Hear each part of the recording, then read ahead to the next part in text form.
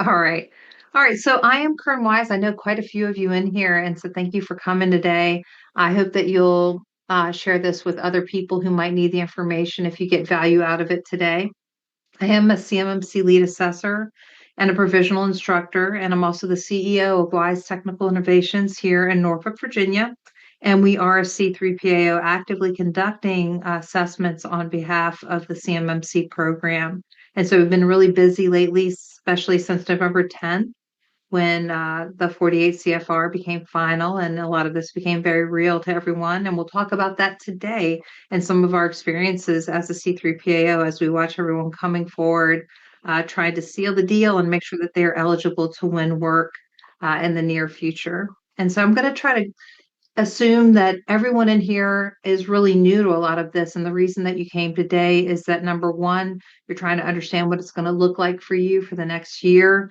And number two, you're trying to make sure that you understand SPRS, which is getting quite confusing. And I want to explain some real caveats that are in there for you today.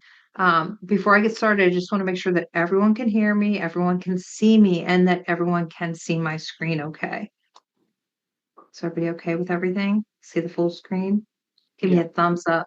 Good. I hear someone saying yes, I can. Okay, awesome. All right. And so we've kind of stepped back from consulting for right now. We did have an enclave that was very popular. It's been through a lot of joint surveillance voluntary assessments with the Defense Industrial Based Cybersecurity Assessment Center and the DIBCAT, as well as a lot of assessments with C3PAOs. But we have our hands on a lot of different things right now. So we're really focused on training and assessing. And that's really what we've been busy with and what we're trying to focus on at the time being. So at the end of this, I can answer all types of questions you have, whether it's about your own assessment, training, or even uh, getting ready and readiness, because we've done so much of that in the past as well. And so at the very end, if you want to stick around, feel free to stick around and ask any questions that you might have. See, someone keeps getting booted out and coming back in. So first of all, let's just talk about what is the Cybersecurity Maturity Model certification. For those of you that may be real newcomers to this, the CMMC program basically exists to force measurable pre-award attestations and or proof that companies in the defense industrial base, which we refer to as the DIB, can actually safeguard DoD data.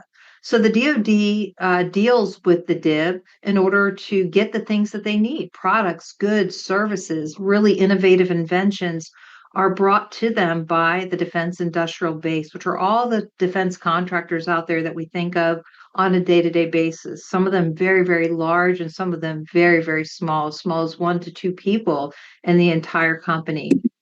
And they are bringing forth all types of things in the areas of aerospace, admin, IT, every sector that you can think of, the DoD is buying things. And in order for them to get those things, they sometimes need to share information with those that are providing the services, the products, or the goods.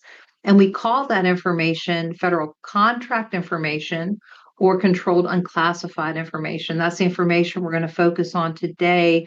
We won't really be focusing on classified information, which is covered through other programs.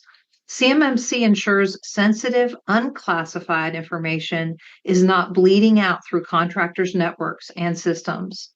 Obviously, it's harder to attack the Department of Defense or the Department of War than it would be to attack what we call the soft underbelly or the DIB. That's going to be often an easier target with extremely valuable information that in the past has led to major, major losses for our country. And so that's what this program is trying to prevent. It's a national security gate. Without verified cyber maturity, contractors risk losing the opportunity to win contracts that involve sensitive information. So going forward, the DoD simply does not want to do business with folks that cannot keep information confidential. The main focus of the CMMC program is confidentiality. And so it is highly focused. If we look at the triad of different things that we think of in cybersecurity, it's confidentiality that this program really is concerned with. And that means making sure that this information does not get into the hands of unauthorized individuals, especially our adversaries. So we've had huge losses in the past to our adversaries. Some of the most famous examples, the F-35, where we spend years and years developing extremely important technology, and it's taken and very quickly our adversaries come out with something extremely similar, like a copycat. So there are two parts to the CMMC program that you need to understand. One of those became final almost a year ago, and that's the entire program. So if you want to understand how the program works end to end, from beginning to end, like all the different components, the ecosystem, the DoD, the cyber AB, the assessors, all the different roles and how the entire thing operates, that's the program. That became final under Title 32, Part 170 of the Code of Federal Regulation. It's not a long read, and it's actually a very useful read and would help you understand where the DoD is going with this program. The program became final a year ago, and from that day forward, C3PAOs like our company were able to conduct assessments for those that wanted one, but no one had to have one. The enforcement that made it where people have to have one or companies have to have an assessment, whether it's a self-assessment or a third-party assessment, is Title 48, and two very important parts of that, which is a provision and a Hi. clause. Hi, how are you? Hi, sorry. No worries. Go ahead and mute if you want to. Thank you. So the enforcement of the CMMC program came recently, and it became final on November 10th. And what you're going to see and how this is going to feel to you as a contractor is through the provision 252-204-7025, you will find out for any particular contract that has federal contract information or controlled unclassified information, what the requirement is going to be. It might say something like, you must self-assess at level 1. Or it might say you must self-assess at level 2 and put those results up into the SPRS system. The Supplier Performance Risk System is what we're going to talk about today. Those requirements are more real than they have ever been before. I'm going to talk about what it was like for us when I used to do SPRS Friday versus what it's like now since November 10th. The game is completely different, and the requirements are very real now. Things that could have happened in the past can't happen anymore if one of these requirements is sitting there. So the provision will let you know this is what it's looking like. You can bid all day long when you see that provision, but if you can't meet the requirements that are mentioned in that provision, there is no way that you will be awarded the contract if one of those requirements are in the provision. And so the contracting officer, based on the project manager that understands the type of data involved with the contract, will insert requirements that are appropriate for that type of data. The DoD has indicated that they're hoping that contracting officers will only insert self-assessment requirements for the next year.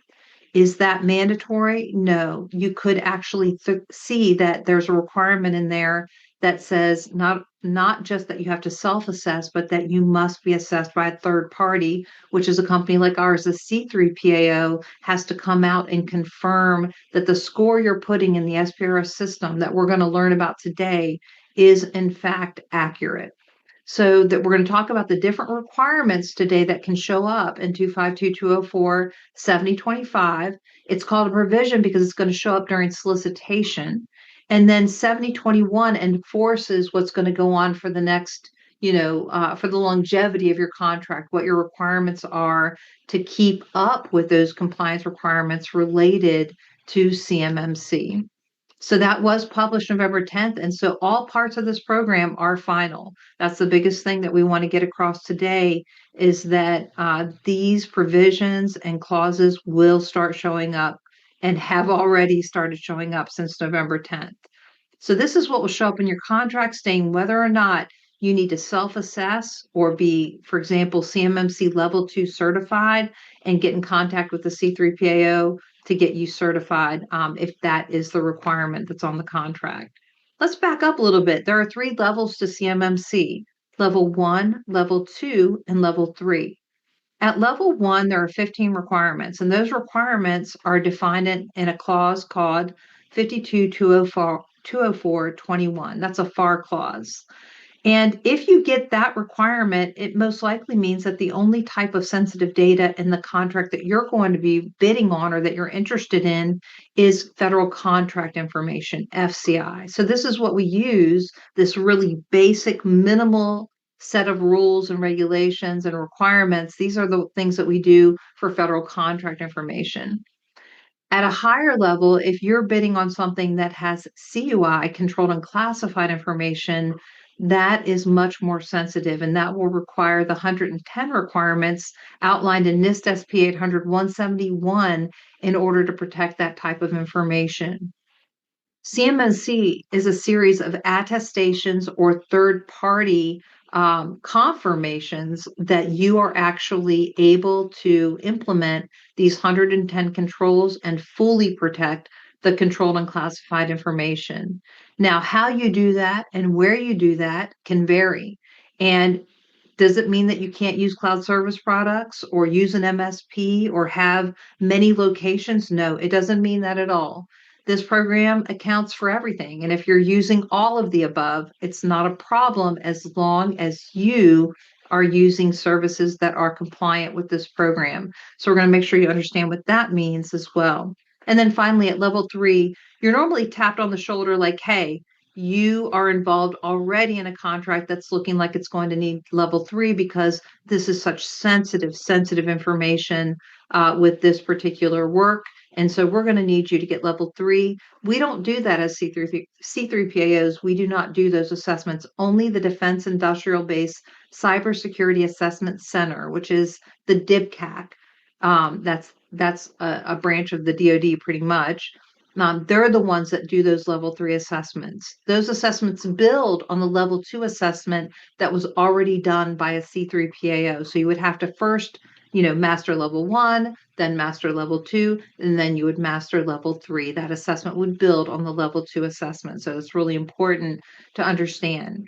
If you're not tapped on the shoulder and you aren't told, hey, you're going to need level 3, well, what if you've got a super innovative invention and you're interested in bidding on the type of product, good, or service contract that involves this really sensitive type of CUI? How are you going to get a level 3 assessment? Well, if you go to their website, you just literally can type into Google DIBCAC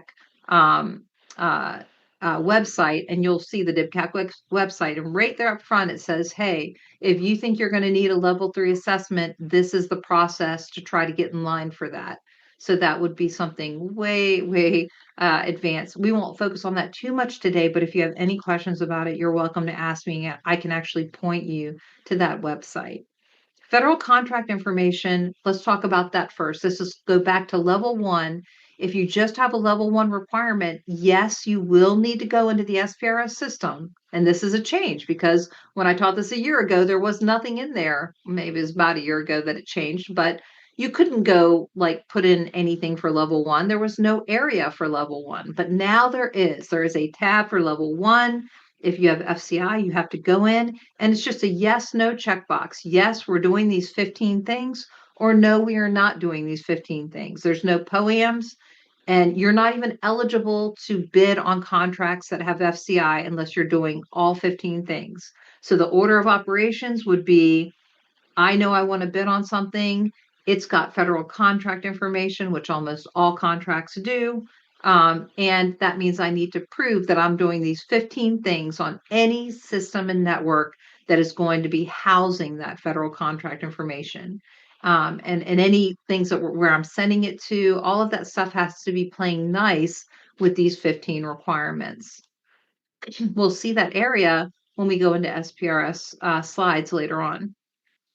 The amazing recipe of NIST SP 800-171. Well, this is when we move up to level 2. At level 2, we're now trying to protect controlled unclassified information. Controlled and classified information is a lot less ambiguous. It's very specific, and it actually should be marked as such, although sometimes it's not. But even if it's not, if it fits into one of the categories of controlled and classified information, and it fits into the definition of controlled and classified information, and a designating agency sees it as controlled and classified information, then it is going to be controlled and classified information. If you have CUI in your contract, in order for you to produce the product, good, or service, you're going to need to be exposed to this type of information. They're going to share it with you. You're going to need to somehow have it interacting with your systems. Maybe it's getting saved somewhere or processed or transmitted. You're going to have to do this. That's just the way that it works with level 2. And so they're playing it safe with this. A lot of the primes are like, hey, we really can't afford for any of you that are working on this particular contract to not be CMMC level 2. Like it can actually put us at a huge disadvantage. It's a huge risk for us. Or they're absolutely positive that you will be processing, storing, or transmitting CUI. So the primes are saying you must be level 2 compliant. To be level 2 compliant is a little bit different. As far as something called scoping goes, it's not really just about cherry picking the systems or this one thing interacts with this type of information. It's very contagious, this type of information. It's radioactive in the sense of networking. So if you put controlled and classified information on a subnet, a VLAN, a VNet, any logical boundaried area, you're going to bring the things in that area into scope. And so when we say that something's in scope, that means it needs to be protected with this beautiful recipe of NIST SP 800-171. NIST SP 800-171 has 14 families, and these 110 controls are spread across the 14 families. And each control, or some people call it requirement control, you might hear it referred to as a practice, depending on what their background is. We'll call it requirement because that's what they want us to call it right now. But if you have these 110 requirements, every one of them is broken down into something called objectives that we're going to see in a little bit. And those objectives are what is used to assess whether or not you're doing it. So step 1, you have to figure out where your CUI is at. Do we have it? If we did have it, where would it be? Where do we want to process and store and transmit CUI? I can't tell you how many people come to us and they're like, we have none of it, but we still need CMMC level 2. Well, that's not going to work.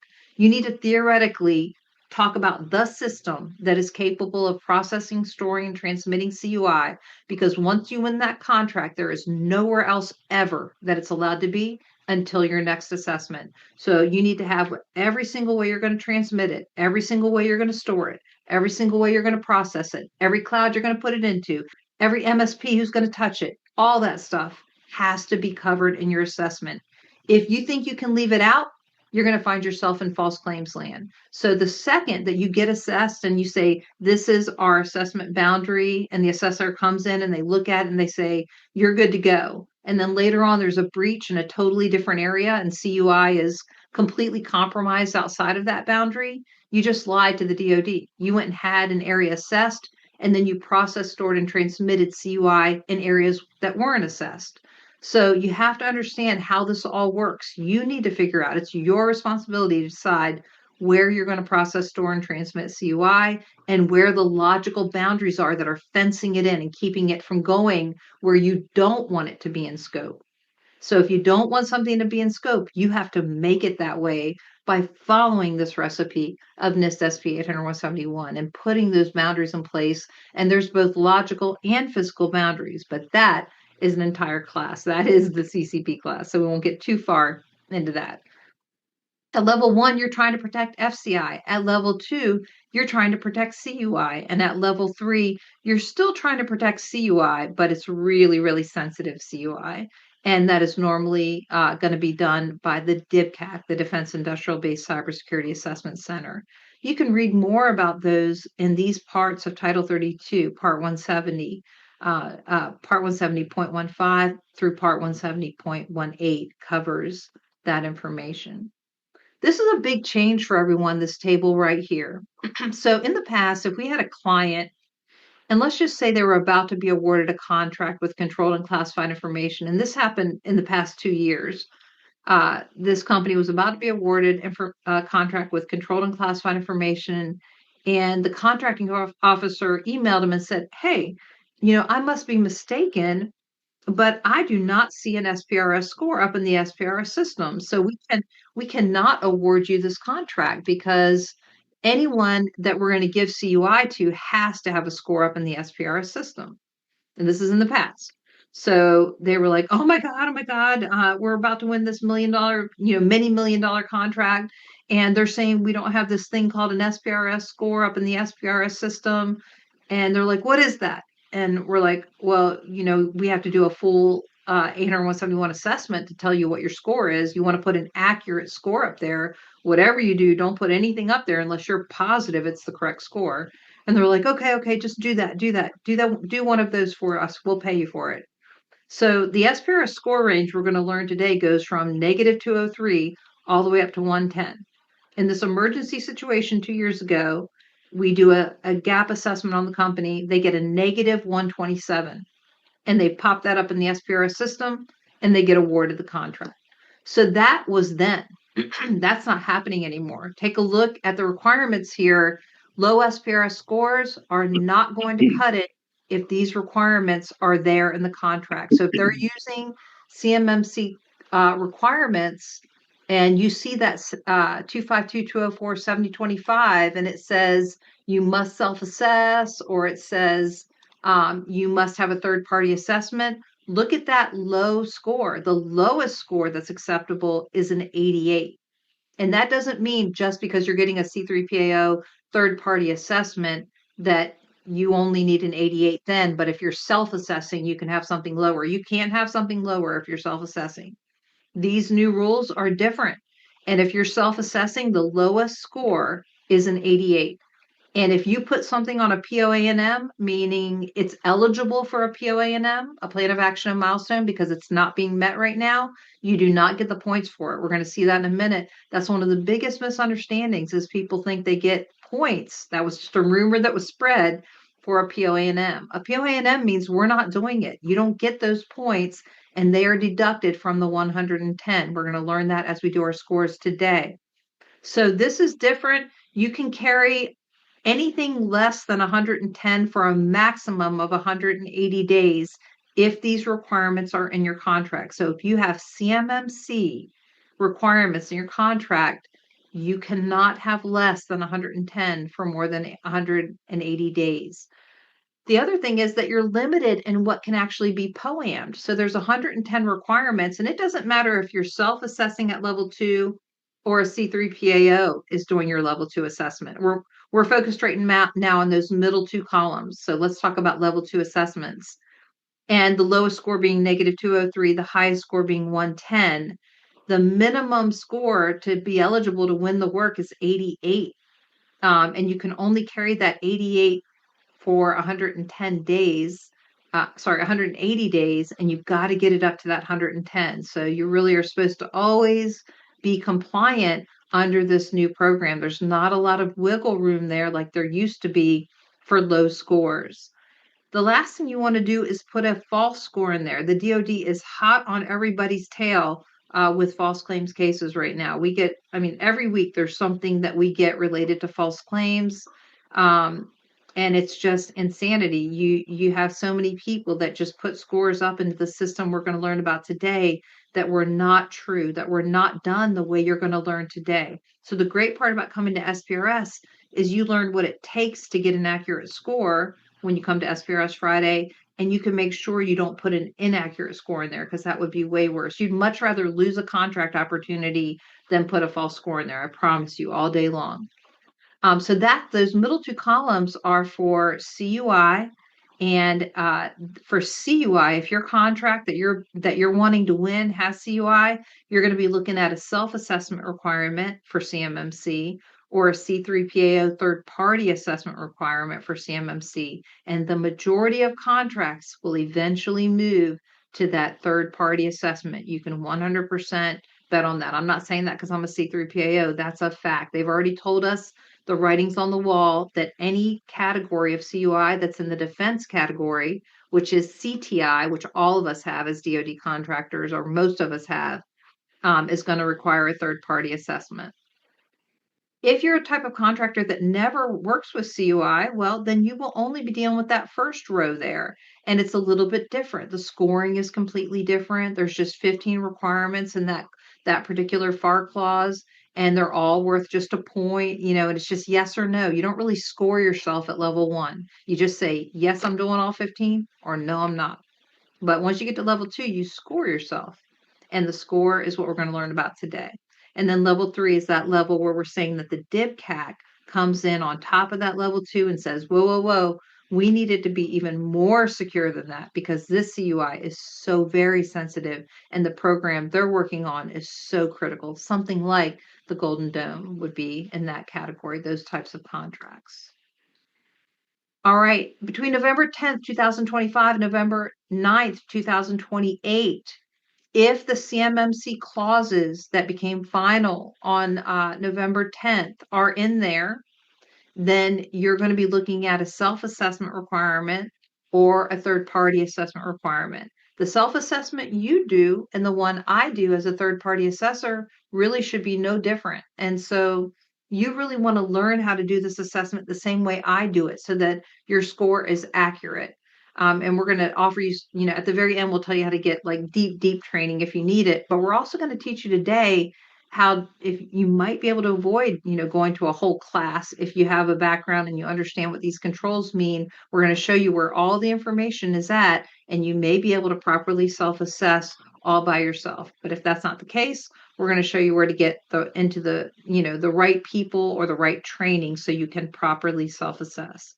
After November 10th, 2028, all in-scope contracts are expected to have some type of CMMC requirement there, whether it's CMMC level 1 self-assessment or CMMC level 2 self-assessment or CMMC level 2 third-party assessment. Let's say that one more time.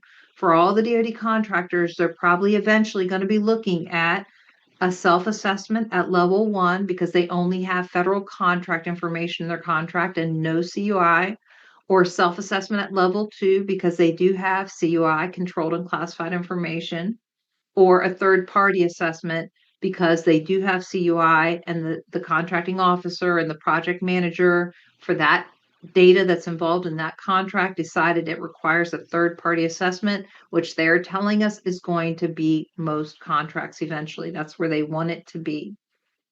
In the meantime, what is it going to feel like to you? Well, it's going to feel a lot like it felt when there was a small business or like a hub zone or EDWSB type situation. In the past, when I was a DoD contractor, first they would put out the RFI, the request for information, the DoD would, and they would say, hey, who's out there? Who's interested in winning this work? Tell us about yourself. We want to learn about you. And they would ask all these questions about who was coming forward to bid on this contract. And the questions would include who out there is EDWSB, who out there is Hub Zone, who out there is disabled veteran owned business. And they would ask all these questions. And if there were enough of a certain type coming forward and they needed to meet that quota or that requirement, they would put that requirement in there. They would set it aside, as we say, for Hub Zone. They would say, oh, we have 4 really good companies coming forward and they're all Hub Zone. Let's set this one aside for Hub Zone so we can meet our Hub Zone requirements, right? Well, it's not the exact same, but it is very similar because what's going to happen is they put this requirement on the DIB. So if you've got a bunch of competitors coming forward and they worked their butts off and spent all this money to get CMMC level 2, and they put out an RFI for some really good CUI work that involves CUI, and there's 4 or 5 of them that went and got it, they're going to be like, hey, you made us go get this. We're all CMMC level 2 third party. Please put that requirement in this contract. Eliminate a bunch of our competition. And the DoD, as soon as they have a healthy pool of people coming forward or companies coming forward with CMMC level 2 third party assessment, they're going to drop that requirement in there. They're not going to do it when they can't, and they don't have to. They got their hand on the throttle. They can do it when they want to, and they don't have to when they don't want to. So that's how this works. And when people are like, oh, they're going to destroy themselves, they're not going to be able to get what they need, they're going to be able to get exactly what they need. And then they want to insert these requirements when they can, and they will when they can. And they will know when they can because they do all that exploratory, put their feelers out there before they actually put out the RFQ. And that's how they're going to figure out whether or not they can put these requirements in there. So you're at SPRS Friday today. We're going to kind of move on to talking about the SPRS system. And so let's talk about some of the things that you need to consider before you start trying to calculate your SPRS score. The first thing you want to understand is if you're a prime, you're completely responsible for your subcontractors and they can 100% affect your SPRS score. Why? Because you've got all types of requirements in there that talk about external connections like 3120. And you've got all types of things in there about authorized users. And some primes are like, oh, we'll just let them use our system and things like that. Depending on your approach to the subcontractor situation, no matter what, you pretty much have to account for everybody, and you're not allowed to send controlled and classified information to any company that is not qualified to receive that information. So now you're on the hook for making sure that you didn't cross over an external connection and then send CUI over to a company that in no way, shape, or form has shown you that they have the capability to protect the information. And that goes back to the CUI program. Title 32, Part 2002 tells us we must have a reasonable expectation that somebody can protect CUI before we share it with them. And we must also have a good reason, a good purpose, a justified purpose for why we're sharing that information with them. So primes are responsible for verifying subcontractor compliance before flowing down FCI or CUI. There is no automated tool at this time for primes to figure out who is and who isn't ready to receive CUI. So it's not like you get a view into their SPRS dashboard. The DoD is not going to invite you in and say, oh, tell me who your subs are and we'll let you see their SPRS scores. The DoD has already said in Title 48, that's not our concern. That is your concern. That is all your responsibility. And 100%, I've actually had people during assessment say, you actually think primes are going to keep track of everyone they're sending CUI to? I absolutely know they're required to do that by law. 100%. They must keep track of every connection, every direction. And that's one of our controls is 313. CUI flow control requires you to track every source, every destination, and really be aware of where you're doing this at and the compliance status of the other end. And if the other end is a sub, then you need to understand whether or not they are compliant. If the other end is a cloud service product, you need to understand whether they're FedRAMP authorized or moderate, FedRAMP moderate, authorized or equivalent. And if it's any other situation like an MSP, there are all these rules that you have to check on to make sure that you should be allowing them into this environment. So there's never going to be a time in CMMC where you can just break the rules because it's at home or it's an MSP, so we don't have to follow the rules. It doesn't work like that. The rules apply everywhere and anywhere. Before we go forward, let's just say one last time that plans of actions and milestones do not get points. So if you are self-assessing the way we're going to learn today, and you realize that you're not meeting one of the controls, you will realize that because you're going to see this checklist of objectives in NIST SP 800 171A. Don't forget the A. That one has the objectives in it, and it gives you a checklist. You're checking them off. Am I doing this? Am I doing this? Am I doing this?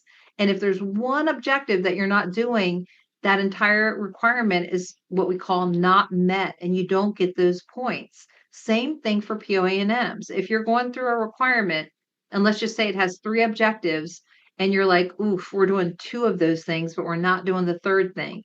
That's called a POA&M. That's where you say, how are we going to get there? What's it going to cost? How long is it going to take us? What's the risk in the meantime? That's a POA&M. And if there's a single POA&M on an objective associated with a requirement, we don't get those points. Cloud service providers and managed service providers will definitely affect our SPRS score.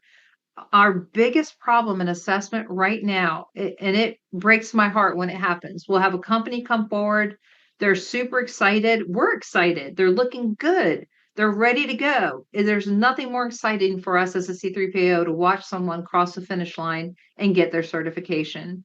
And then all of a sudden, they mention a cloud service provider that is not FedRAMP moderate or equivalent that they're putting controlled and classified information in.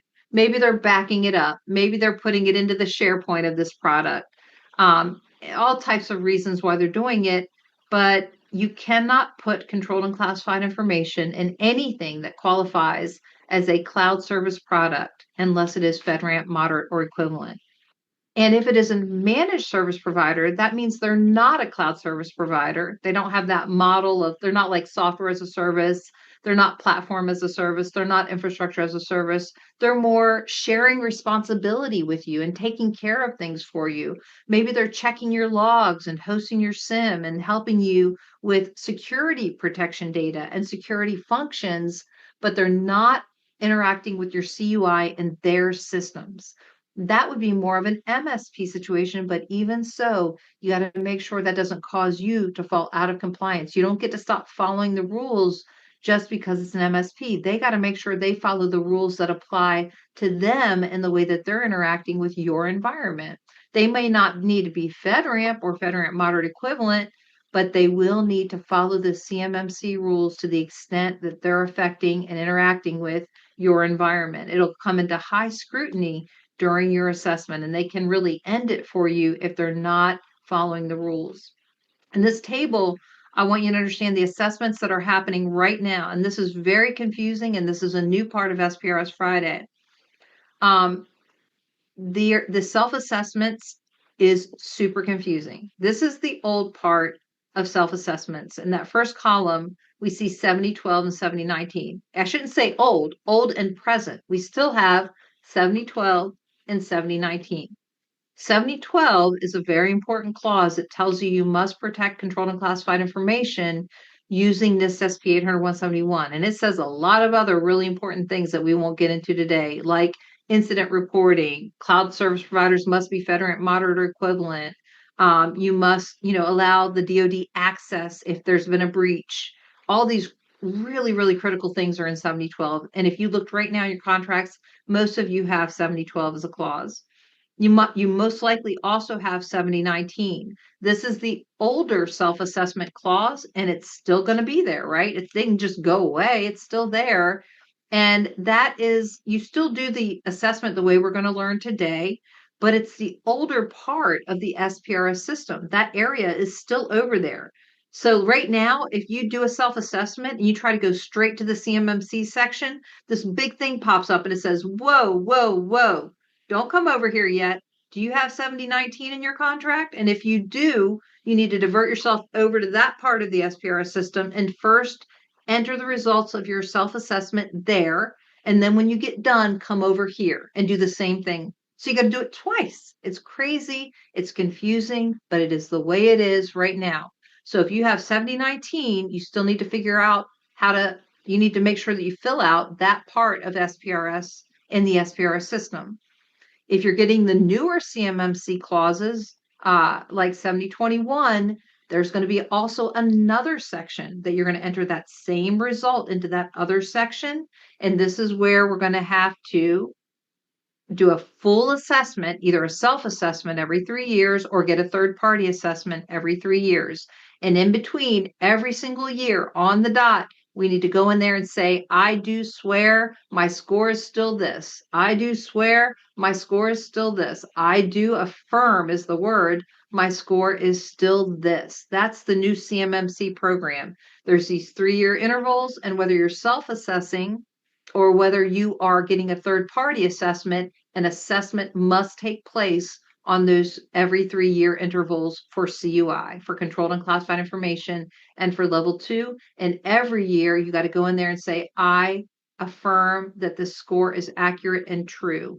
Don't you realize the whole CMMC program is about making you go in and making an attestation that's in writing and is legal. Be very careful about those attestations. They're extremely serious And I'm not trying to scare you today. I'm trying to make sure I'm on your side. I'm trying to make sure that we all are in good shape when we go in there and fill out that SPRS system. So I'm going to teach you how to do it the right way and get the right information up into that system. So what we just learned in that first row there is that there's going to be one self-assessment, but you're going to need to put the results in two different parts of SPRS.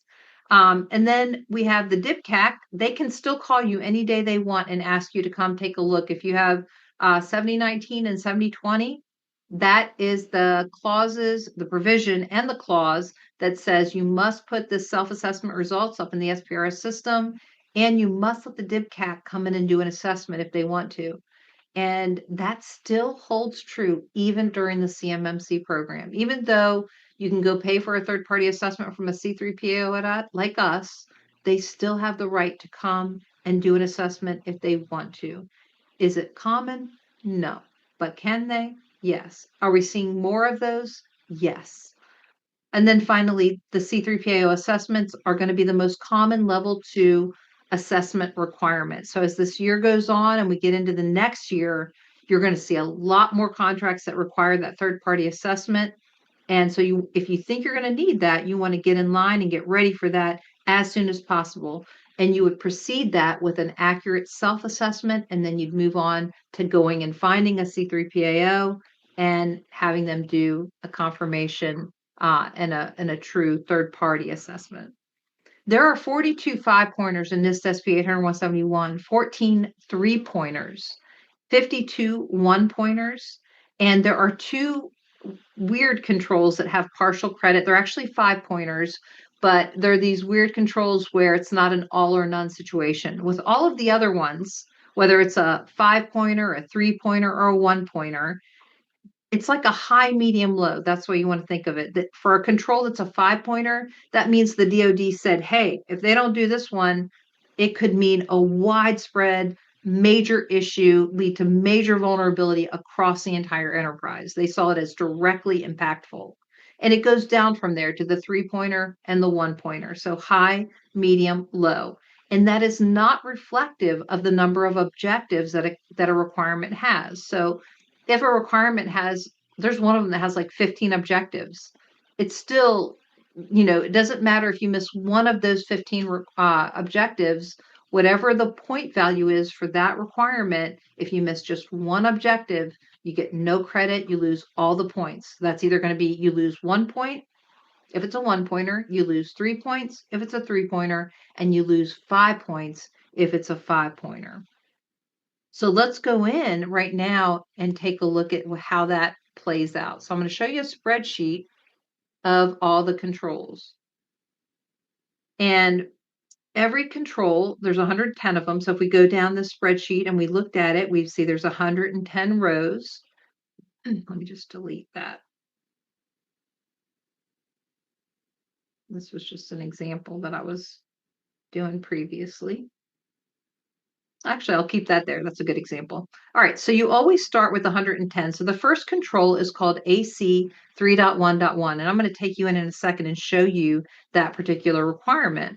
That requirement has 6 objectives, and it's worth 5 points. So what you're seeing right here is the point value for each of the requirements. See them all? And notice that every one of them is either a 5, a 1, or a 3. So it's 5, 3, or 1 points. The DoD already predetermined what those point values are.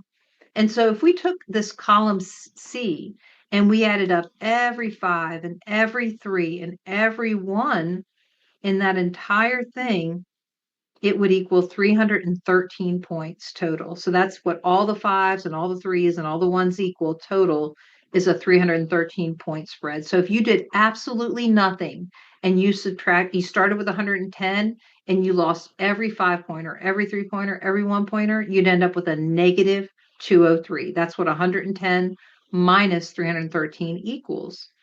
So in this first example, if we went to this control 3.1.1, we would, by the way, I'm going to send you this spreadsheet. We would then want to go into the level 2 assessment guide. We can't really assess that control unless we're looking at the objectives. There is no way on earth to assess that control without looking at the objectives. So there are the objectives. I'm in the level 2 assessment guide. I'm going to go ahead and put that into the chat for you so you can see it. It is your best friend when you're self-assessing. If there's nothing else you take from today, it's going to be that spreadsheet I just showed you and this assessment guide. So you get to the first control and you read the statement, and it's telling you to make sure that absolutely no one that's not authorized and no process that hasn't been authorized and no device that hasn't been authorized can gain access to the controlled unclassified information boundary and set of systems that make up your entire scope.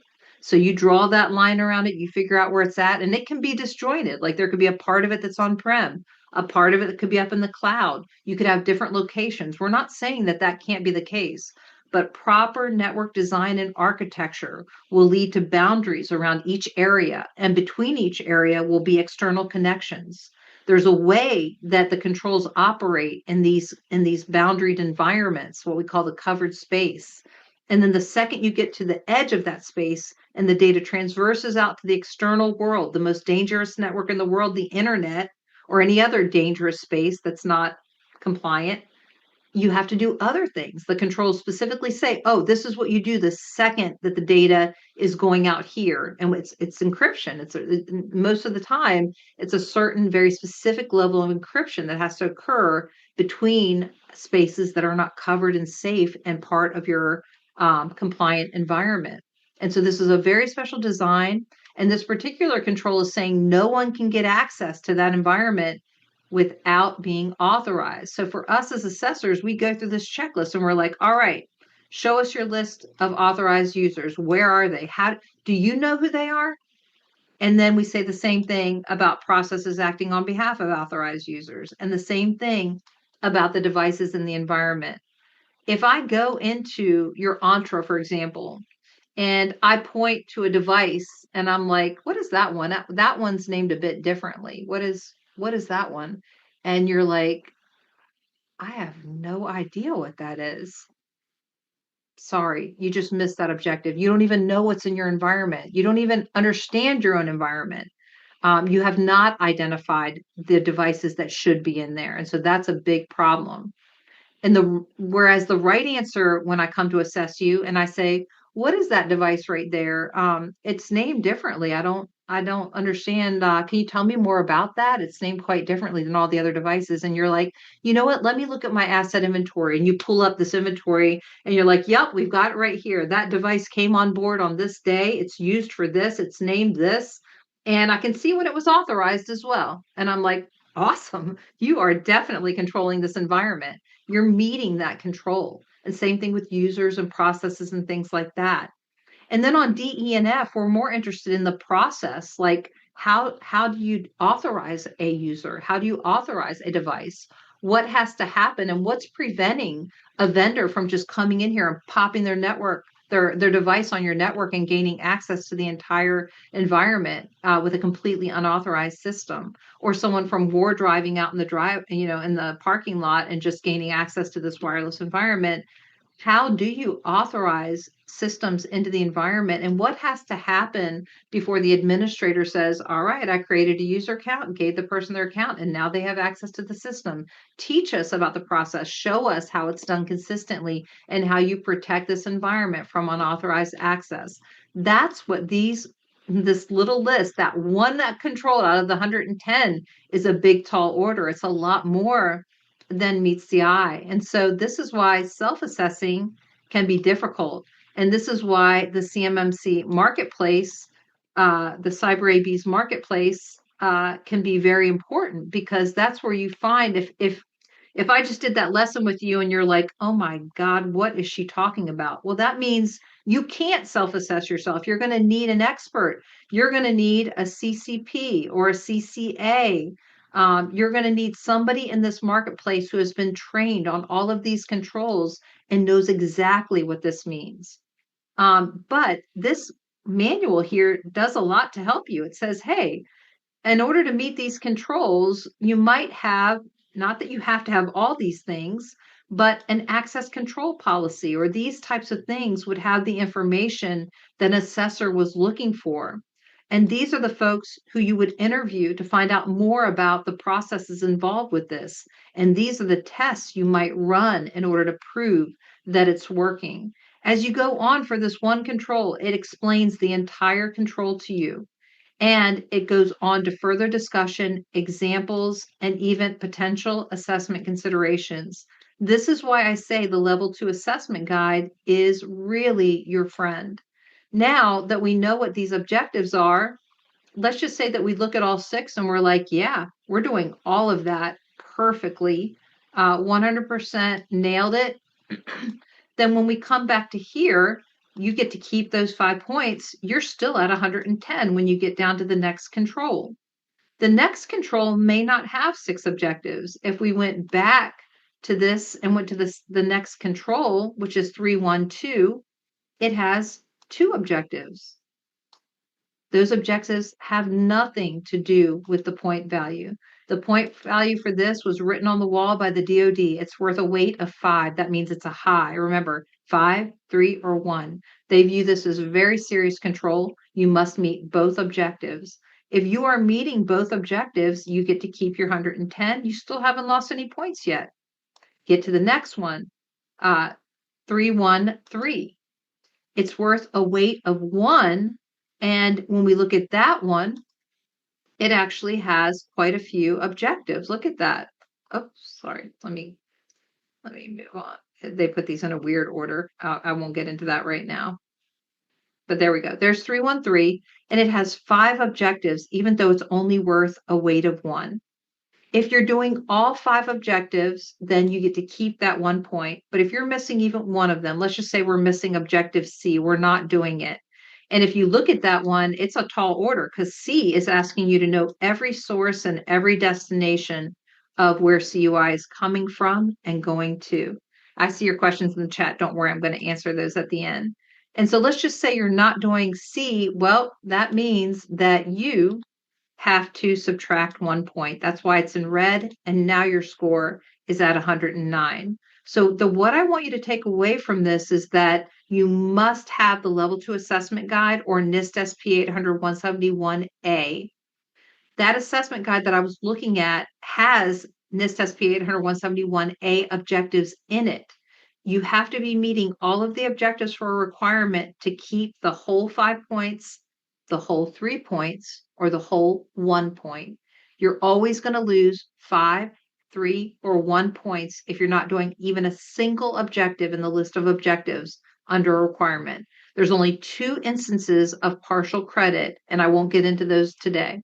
It's MFA and it's encryption. But other than that, there's no partial credit. So if you're doing like 2 out of 3 objectives, you don't get some of the points. You just say, oh, we missed an objective. It's not met. And even as assessors, we have this big spreadsheet that the DoD gives us, and we're going through objective by objective. And if we mark one single objective not met, it automatically flips the whole control to not met. The second we mark one objective not met, the whole control goes to not met. And there's nothing that we can do about that. So that's the way that scoring works. And if you understand that scoring, now you're ready to go into the SPRS system and gain access. So in order to properly self-assess, you're going to first need to know your CUI. That is a tall order, big time. Understanding your own CUI is hard because everyone's still getting good at it. The DoD is still getting good at marking it. We're still getting good at recognizing it. This is kind of new to everyone if we really were being honest with ourselves. But you're going to need to figure out where CUI is now or where it would be in the future. Because remember, you're stuck with this environment for 3 years. And if you start processing, storing, or transmitting CUI outside of it, that is going to be a problem. So whenever people come to me and they're like, oh, we have no CUI, we only need 1 computer assessed. I'm like, okay, do you understand what that means? That means that whatever you win in the next 3 years, if it involves you using more than this one little teensy tiny system that you just had assessed, and you're trying to, grow this boundary in a super big way, you're going to need a new assessment. Now, there are some reasonable changes that can happen in an environment. It can grow by like a system or 2 and normal changes like more people come.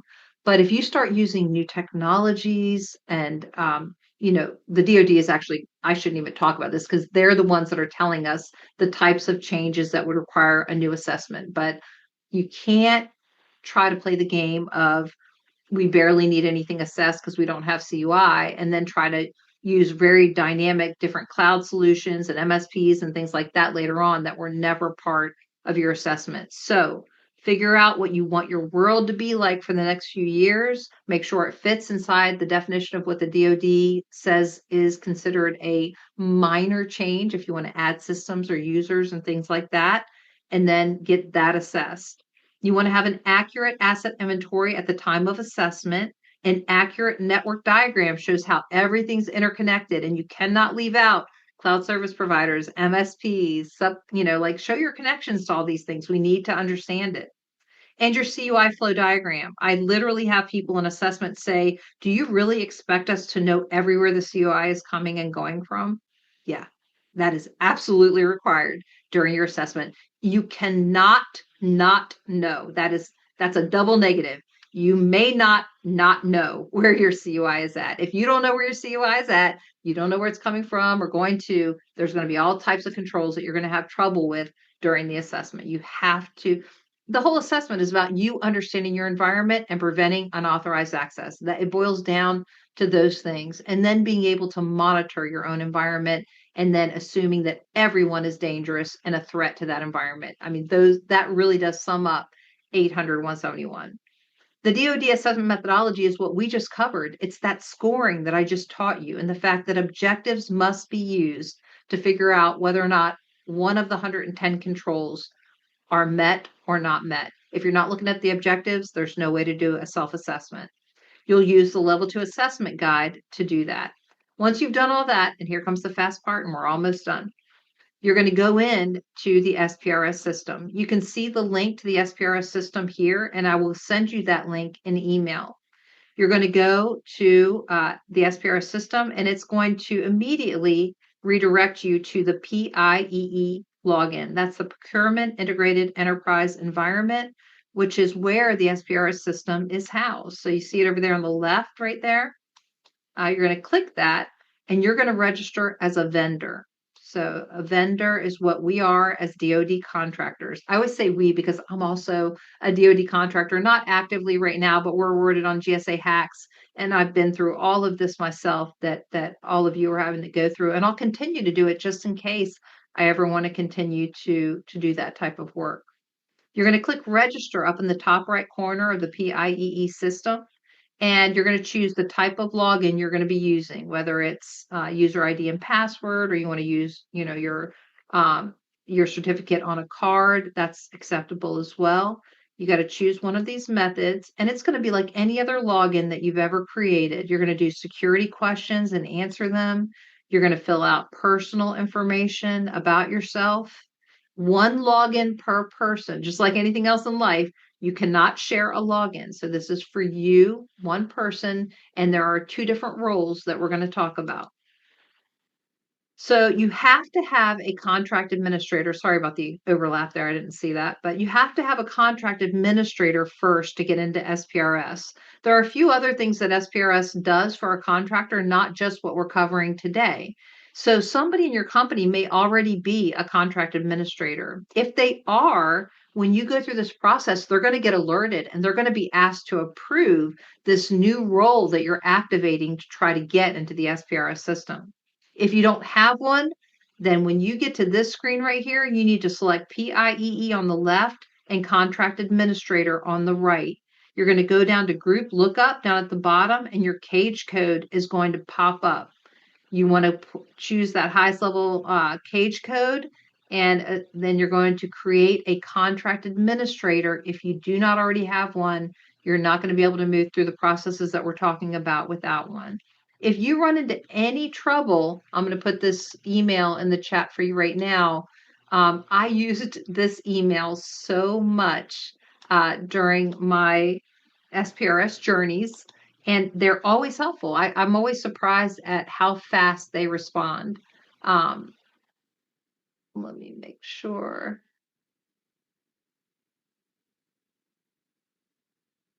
There we go.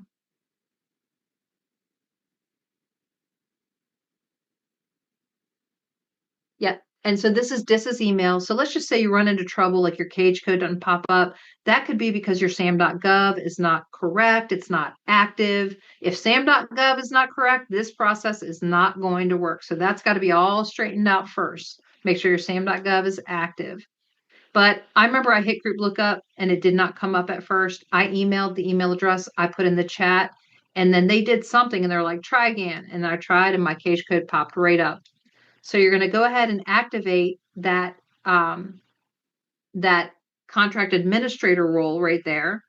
If you already have a contract administrator, you don't need to do that. When you get to that same screen, instead, you're going to select SPRS on the left and cyber vendor user on the right. Only a cyber vendor user, an SPRS cyber vendor user, can enter the SPRS score. You're going to enter the justification for why you're doing this, whether it's a contract administrator or the SPRS cyber vendor user.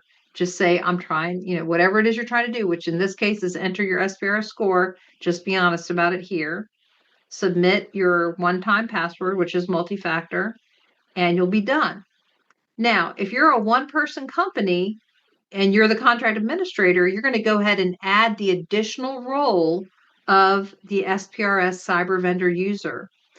But when you try to do that, it's going to say, whoa, you cannot do that. You can't approve yourself. And you're already the contract administrator. Now you're trying to add this other role. And normally the contract administrator is the one that approves this role. But you are the contract administrator. So all you one people companies out there, you're going to run into that.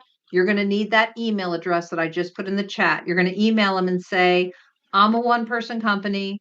I'm my contract administrator. I'm trying to add an additional role called the SPRS cyber vendor user, but it won't let me because it says I can't approve myself. And they're going to send you an email back that says, we just approved you, you're good to go. And as soon as they do that, you're going to suddenly see the SPRS button show up right here. Now, if you already had a contract administrator from the very get-go, when you started creating this profile, let me go back a little bit. But from the very beginning, when you started creating this profile, you will never select contract administrator because you already have one.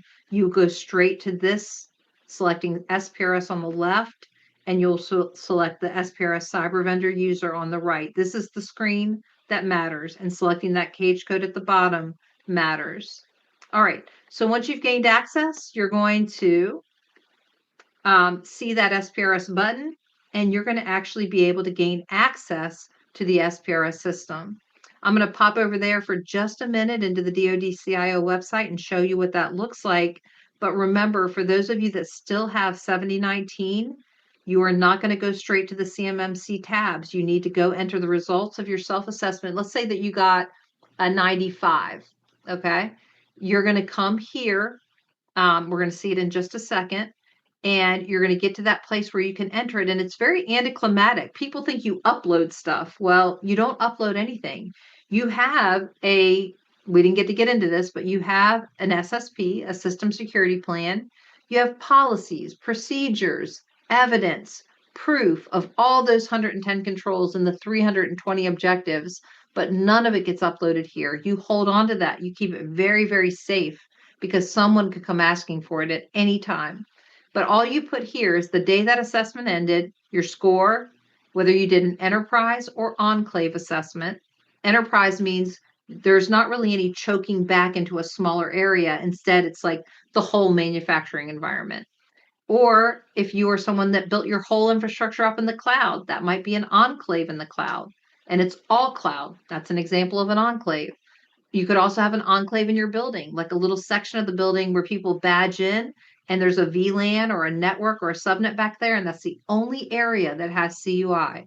That's called an enclave, but it's not easy to do, and it has to be done correctly. You can't just say, we're only having CUI here, but you didn't design the architecture correctly. CUI is leaky, and if you don't create boundaries with proper network architecture, it's going to go everywhere. And that's why we see it as assessors. So you might think you have an enclave, but the assessor might get there and say, you're not really keeping this in this boundary that you said you were. So that's what this assessing scope is about. whether it's an enclave or an enterprise assessment. And then you're going to put, if you have any POA&Ms, when you expect those to be complete, the name of your SSP. Everybody has to have a system security plan. A system security plan, if written correctly, I could be the CISO, win the lottery, leave tomorrow, and the next guy picks up that SSP and is like, man, I know exactly every detail of what to do in this environment to make it keep staying 800-171 compliant. That is an SSP. It is not a regurgitation of the controls. It is long and detailed, and it's a guide and a manual to how 800-171 works in this environment. And then the date of that SSP and the cage codes for which that SSP is actually true. SSPs normally point out to policies and procedures and things that have to do with each of the 14 domains in NIST SP 800-171. So it's okay for that to be the case, but keep all that stuff together and it should all work. And everyone should be able to follow those guidelines and those procedures and policies, and they should actually be functional. Not just cosmetic.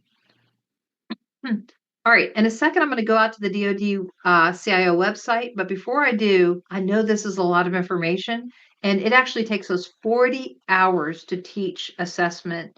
Actually, it takes us way longer than that. There's for assessors that do third-party assessments, it's more than 80 hours of training often and studying in order for them to pass the exams, and they have to have this big background in network and systems architecture and things like that.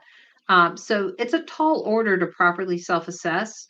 If you think you might be able to do it and you want to do it, a great place to start is with the CMMC Certified Professional course. That is a 40-hour course. There is a live version of it where you come Monday through Friday. There's also a version of it where you can do it self-paced. Just like this, it's recorded and you can watch it whenever you want. You can get in contact with your instructor whenever you want, and there's an exam that goes with it.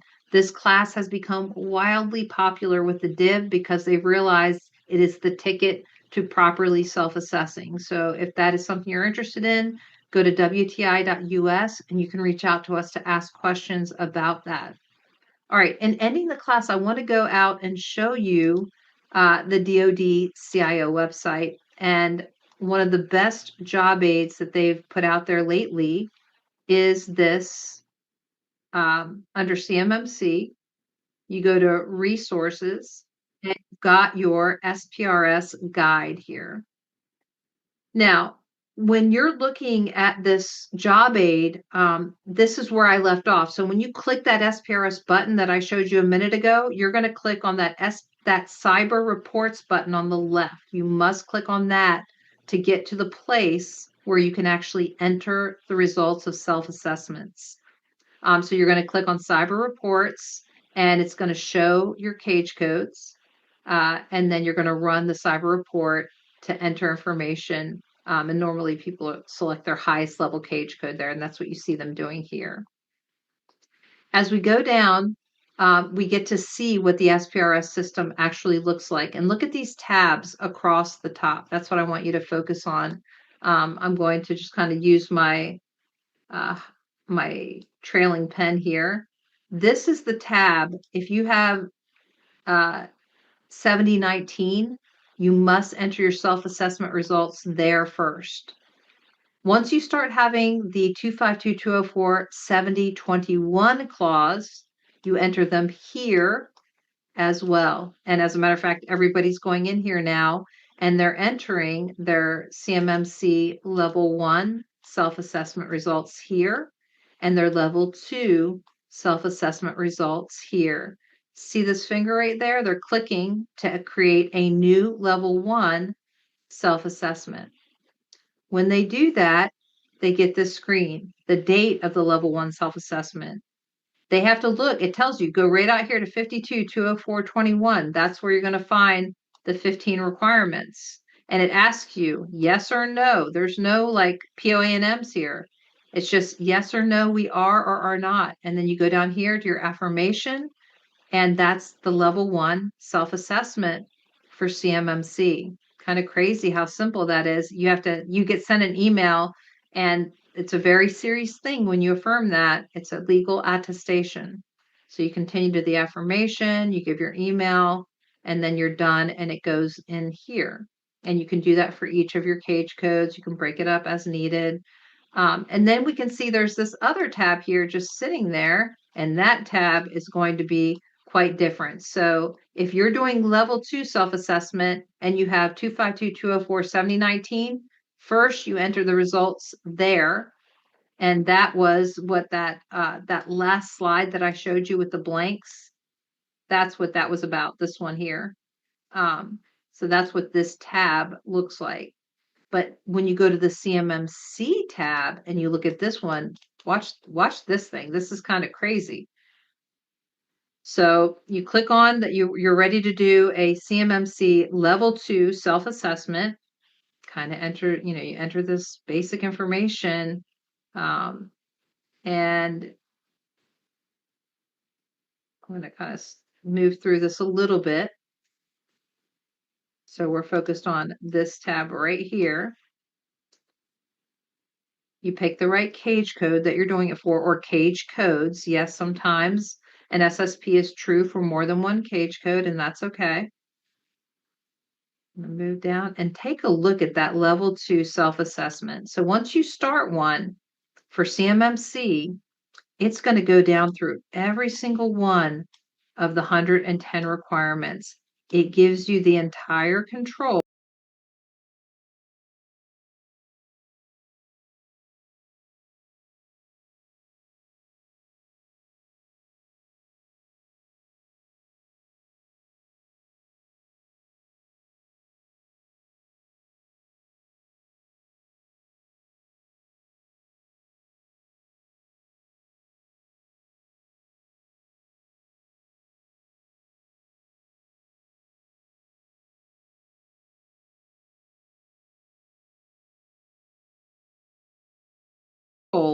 And you have to mark it met.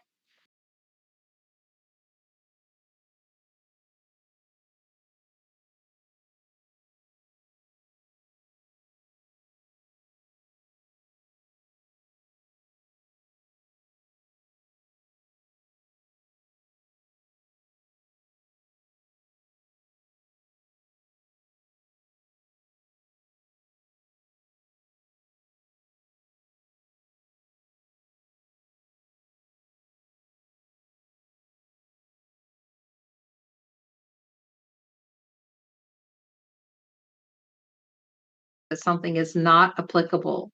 They remind you, hey, don't forget there's these requirement objectives. Do not MC. It's going to go down through every single one of the 110 requirements. It gives you the entire control.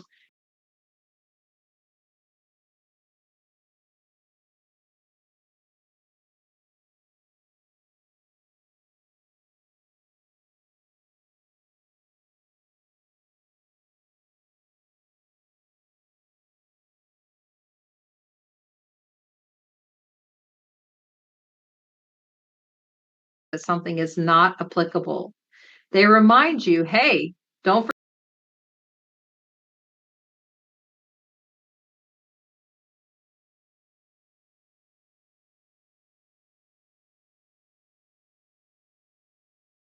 MC.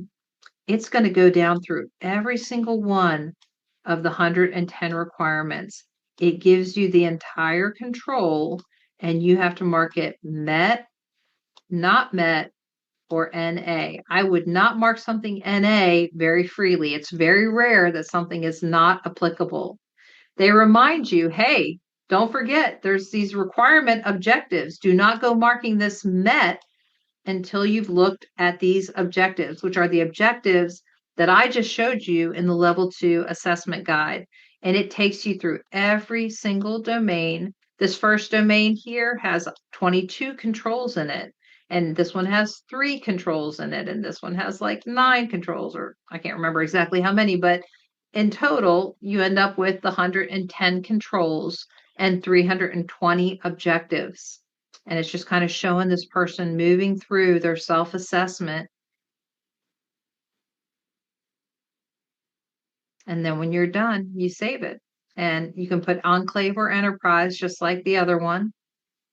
So the last thing I want to say one more time is if you do a self-assessment and you did it well, you did it correctly, you use the level two assessment guide, you use the objectives, you're confident, you don't have to do separate assessments to fill out the two different tabs for level two.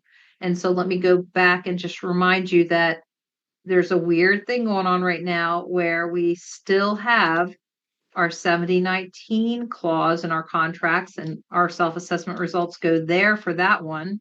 And then we also have, now we're going to start to have 7012, and the same results have to be entered there, two different places. So I know that's strange, and that's just something I really want to help you with in SPRS Friday. If you truly did not have 7019, you wouldn't necessarily have to go there. But I mean, 7012 and 7019, I don't think they're going anywhere for a while. So make sure you do not lose sight of this tab. Don't think you get to ignore that tab because you're filling out this tab. But also don't think that you have to do two assessments. You can do one assessment and the results go in both places.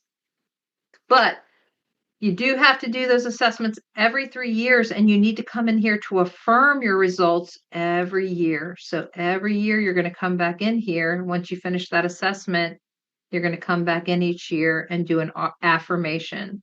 You can see right here. This is where you say, I do swear that this is the correct score. And they're just kind of showing you that affirmation right here at the end. All right, I'm going to leave it right there. And if you have to get going, I completely understand. I wanted to do a little bit of a longer SPRS Friday today to tackle some of that more difficult stuff and the changes in SPRS, and then also give some time for questions. So feel free to go if you need to or ask questions, but you'll receive a ton of links and you'll receive the video if you said yes when you signed up for SPRS Friday. If you said no, I'll make sure not to email you. All right, let me go through some of these questions in the chat.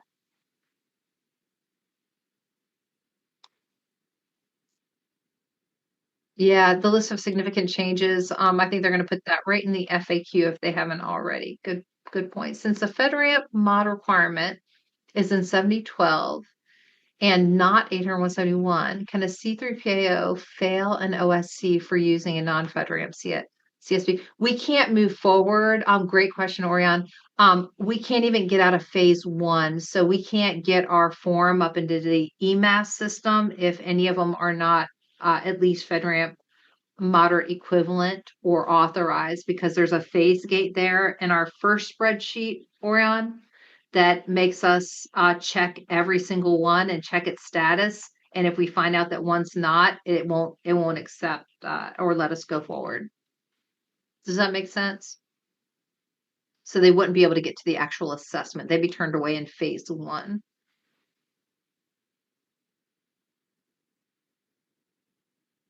Orion, does that, let me see.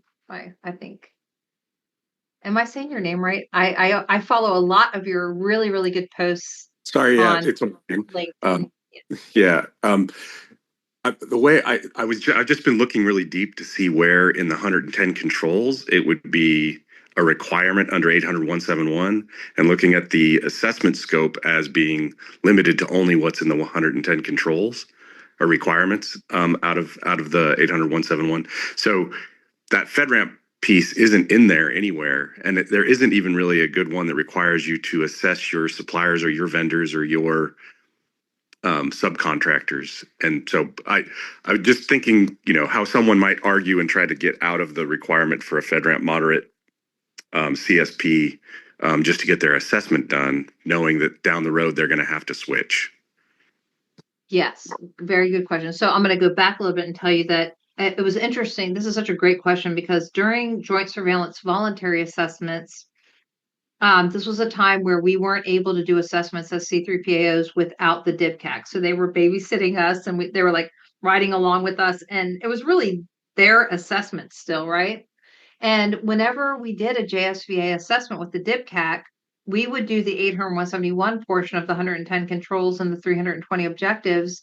And at the end, the DIBCAC would ask the OSC, would you like the C3PAO to stay or leave while we do your 7012 assessment? And they had this separate checklist which was a 70-12 checklist. They literally would have them pull out their contracts. They would check flow down. They checked all the CSP stuff. They checked to make sure they could get into uh, to incident reporting, to DivNet back then, and they checked their validity of their ECA certificate to actually make contact with DivNet. So they went through every single requirement in 7012 as part of the Joint Surveillance Voluntary Assessment. So we were very curious when that ended in our assessment. They're really, do we have the authority to do what they do when they do that 70-12 checklist? Without them, I mean, just like you're asking, where is this going to come into play where we check for these types of things? And some of this still hasn't been answered, by the way. But the one thing I can tell you about the FedRAMP piece, it's written all over our CAP. And there's two major forms. We all, as C3POs, we communicate with EMAS. And there are two forms the main forms that we use that are given to us. And one is called the pre-assessment form, and one is called our results form. The pre-assessment form and the CAP require that we do not move on to phase 2 if any cloud service provider is not FedRAMP moderate equivalent or authorized. And that is also in Title 32, Part 170. Great. Are you going to send those pre-assessment forms, or is that going to be part of the material? Those are private only to C3PAOs and EMAS. Okay. We're not allowed to share those unless you're actually, like, even when companies are assessment, they don't ever really see those particular working spreadsheets. But what you can see, Orion, is the CAP. So the CAP says all that, and you can see Title 32, Part 170. So both the CAP is on, let me go back out to the CyberAP's website. Can you still see my screen? Yes. So right here under resources and downloads, and they're about to rewrite the CAP, but this will still be in there, what you're asking about. Right there, you can see what our process is for checking that. Okay. I'll go back and review that again. It's been a minute since I've been all the way through it, but I'll go look at it again. Yeah, and then also if you look at Title 32, Part 170, it tells us very strictly. So the CAP is pulling the wording. It's only repeating the wording in Title 32, Part 170. Okay. Great question. That control is part of level 1. Which control, Ali, were you saying was part of level 1? Sorry, no, I just wanted to clarify that a little bit on that, because for the longest time it was hard for me to understand, but actually the first 15 controls are part of level 1 and they become the part of level 2. So you kept referring to that to level 2, where I think for like a lot of people, just like for myself too, it was like really confusing coming into this world trying to understand what the heck is level 1 and what the heck is level 2. So just wanted to point that out, that is like basically the starting point of that level 1 and then becomes into level 2, I guess. Well, let me be very clear about that. So this was a big misunderstanding in the first publication of the CMMC 2.0 version. They made a mistake and started calling some of the controls in 800-171 level 1 controls. There is not a single level 1 control in 800-171. They are all level 2 controlled and classified information controls. It just so happens that the 15 controls in 52-204-21 that are used to protect federal contract information map to 17 of the controls in NIST SP 800-171. But that does not mean that any control in NIST SP 800-171 is a level 1 control. They are all for controlled and classified information. You would never skip any of those controls for controlled and classified information. Look at the title of NIST SP 800-171. It's protecting federal contract information in non-federal systems, right? So there's not a single control in NIST SP 800-171 that should be called a level 1 control. If you want to see level 1 controls, go over to 52-204-21. That's where they're at. And yes, the 15 controls in 52-204-21 map to 17 statements in NIST SP 800-171. Does that make sense to you, Ali? Okay. Yep. And the DoD corrected all that. So they went out to their website and they have corrected everything that was confusing for people before, where it was misstated. And even the way, one of the things that the one little remnant that we still see of that is in the level 2 assessment guide, if there is a control in level 2 that also exists at level 1 in 5220421, they put it at the front of the control. So they put, any control that is in both level 1 and level 2, they put it up at the front of that domain in the level 2 assessment guide. Does that make sense? Sure, it does. Yeah. I do have one more question for you, which when we were talking about trying to figure out some of the things with level 1 side of things, somebody brought up a question which was like really weird, was if CUI exists, but it's not marked CUI, and the contracts that it came through are pre-existing, like 3 years old, 5 years old. Now those are done deal already. Now, do we still consider that and mark that as a CUI as well, or is it going to be like a certain kind of date period that starting November 14th, any contracts after that with defined CUI has to be protected? Good question. The CUI that you're talking about, are those contracts still active? Some may be, some may not be. Just to kind of clarify on this, Koren, we are in Canada, so the company that we deal with, it deals with US and Canadian contracts as well. Okay. We do have our own little model of that thing coming along too, but the question is more or less, it doesn't really matter where it's coming from. How do we define that? Because big question was like, well, they weren't really classifying it as CUI, so how the heck do we know if it's CUI or not? And I guess lots of those contracts are already done, but then there's some contracts that are still going on. So I can't speak for the Department of Defense, and that is definitely a question for them and an excellent one that everyone is asking them. I will say I don't imagine that they would hold you accountable for very, very old information that was no longer active, that was never marked correctly in the first place. They don't expect you. I don't think that they expect you to be able to go back over all of history to things that are no longer active and try to sit there and figure out if it was or wasn't, and it was never marked, right? I don't imagine that's where they're going to focus their efforts. Let me put it that way. But I don't know. They could do anything that they want. I think what they're focused on is active contracts with controlled and classified information. And you could be faced with option year requirements for those contracts to protect CUI. And definitely things that were not marked in the past could suddenly be marked, that because everyone is getting better at this. Drawings and specs that you were getting before, you're like, we've been getting these all along and they were never marked. And now suddenly they're marked. It is a safe assumption that everything else in that active contract that you have that may not have been marked last year, but is now suddenly being marked, that the other stuff is too. And you should protect it as such, and you should seek clarity from the designating agency as to whether it is or isn't. It's probably not a good approach to say, well, I'm not sure, so I'm not gonna. Not knowing is better than knowing. I see a lot of people take that approach. I think the safer approach, if you were to prioritize, would be to look at active contracts and what looks to be CUI and trying to account for that and protect it as such and get clarity where there needs to be clarity. That would, if I were consulting, that would be my advice to a company. Because of the option year thing, the fact that they can add it in on option years.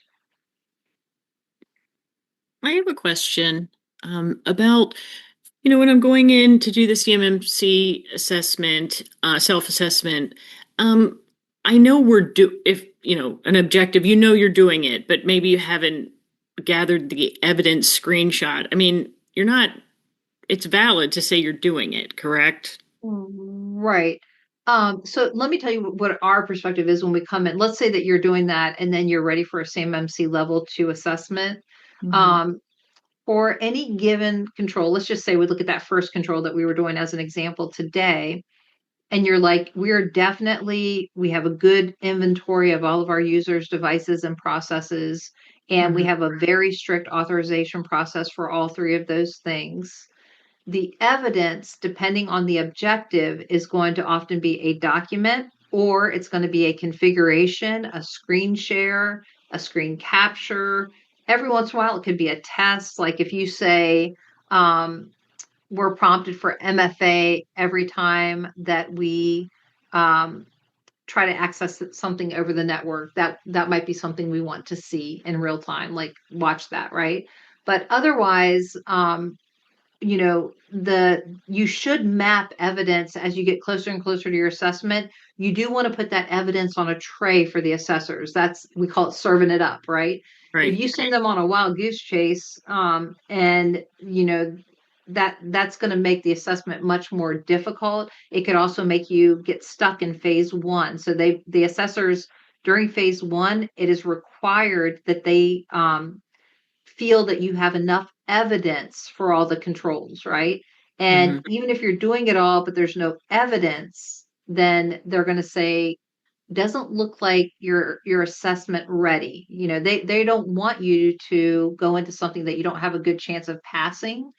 And we have to have solid evidence. If you could see our spreadsheet, it has 3,000 blanks on it. That's not an exaggeration. There are 110 rows, and there's 320 rows for every objective, and there's at least 10 columns that go across each one of those, and we're typing, right? And that's all about the evidence that we're observing, and we are not allowed to move on until we reach the thresholds that we're trained to reach, and it has to do with adequacy and sufficiency, and the right kind of evidence. And some of it's really quick and easy. And sometimes people have it, they don't even realize they have it. We're like, we already saw that. You may not have realized it, but you showed us that already. We saw it in something else while you were doing a different demonstration. You showed us the evidence for this one and we grabbed it. So it's like a big matrix that we're trying to fill out the whole time for you. They don't want you to go into something that you don't have a good chance of passing. And we have to have solid evidence. If you could see our spreadsheet, it has 3,000 blanks on it. That's not an exaggeration.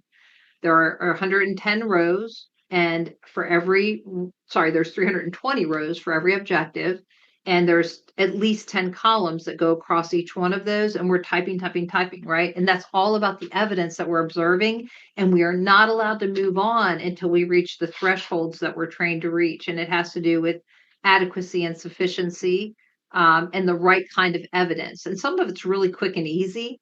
And sometimes people have it, they don't even realize they have it. We're like, we already saw that. You may not have realized it, but you showed us that already. We saw it in something else while you were doing a different demonstration. You showed us the evidence for this one and we grabbed it. So it's like a big matrix that we're trying to fill out the whole time for you.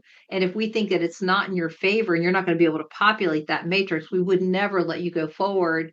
And it's just us making sure that we keep your best interest in mind. We would never let you pay that amount of money for something that is a no-go. So we can't promise that you'll pass the assessment, but we are supposed to make sure we have enough evidence to conduct an assessment. Does that make sense, Shannon? It does, but I'm talking more about the self-assessment. We're planning for the assessment for a mock assessment initially, and I want to get the self-assessment in the system, because leadership is like, did we put this in and I know we can produce the evidence. I just don't have it all all the screenshots and everything all Yeah. gathered A lot of right that evidence, would be collected by observing configurations and real-time demonstrations. And I could understand that you are saying you can list what that would be. Just, like I wish I had mine here so I could show you, but I basically have for our company when we did ours, now. a list of the 320 objectives, and then what I plan on showing. It's a list, literally. Like I would screen share this. I would go to this Intune policy. I would go to this Defender configuration or this screen and show them that I can see incoming and outgoing traffic. And, this is how I detect this, and this is how I prevent this. So I basically, even if I'm not taking the screenshot, I have at least mapped where that evidence exists. And how vague or specific you want to be there is up to you. But I do think a good list of proof that you do actually have it going on is important. Now, it's your self-assessment. I like to use the motto, your self-assessment really shouldn't be much different than our assessment as assessors. They really should be, we're supposed to come in and confirm your results, right? If you got 110, then we should get 110 because we should be doing it the exact same way. So I think you're worried about putting 110 there when you haven't grabbed every single screenshot, Right. right? Yes. If it's just screenshots that are missing and you have all the policies, all the procedures, remember, many of the objectives say identify this, specify that, and then it gets into prove it's working. Show me this, show me that. Definitely for the ones that are requiring documentation, which the rhythm of the controls is for those to be up front in the list of objectives. I would list what document has that evidence in it. That's important. I think that's good. I did want to ask about the significant changes because I feel like I'm getting kind of bogged down because companies, we're always making changes. We might adopt a new cloud environment. Like I feel like it would either be holding things back of progress between your every 3-year assessments, or you're going to be paying a lot of money for a reassessment every time you make a significant change. I don't know what that significant change is. And it's Yeah, it's driving everybody crazy. I think they're going to clarify soon. I think that environments can grow in the way that you demonstrated during assessment. If things still remain true of what you demonstrated during assessment, that's one thing. But if you start putting data in a whole different cloud service provider and things like that, I would be curious to see what the DoD is going to say about that. But this is something that I have to kind of stand back and say, we have to wait for the DoD to write that down, what their definition is. And I think it's coming any day if it hasn't already, but they're definitely indicating that list of significant changes is coming soon, if not already published. Okay, thank you.